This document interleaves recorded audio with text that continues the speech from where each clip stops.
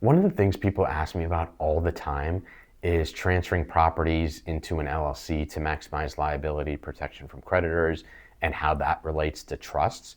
And whether it's a primary residence or an investment property, there's important considerations to be aware of when structuring something like that. Now, most people are going to need a loan when they're acquiring a property. And in those loan documents, there's going to be something called a due on sale clause, or the provision or the heading for that provision might read something like transfer of the property or beneficial interest in borrower. And that provision is going to say something to the effect of, if there's a transfer of an interest either to another person or a non-natural person, such as an LLC, without prior written consent from the lender retains the right to make the entire outstanding balance of the loan immediately due and payable.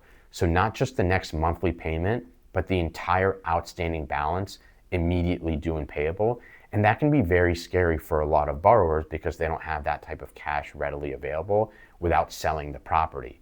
But really what that provision is there for is so the lender can control who the property is transferred to, whether it's an entity or another person.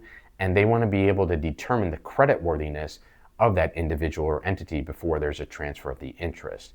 Now, at the end of that provision, that due on sale clause, or that transfer of the property or beneficial interest in borrower provision, there's likely going to be an exception that reads something to the effect of, the lender may not make such amount due and payable if applicable law applies.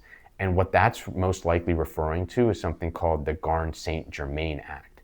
Now, next time I'm going to be talking to you more about the Garn-St. Germain Act and how that can apply to either a primary residence or investment property and what you should know about it.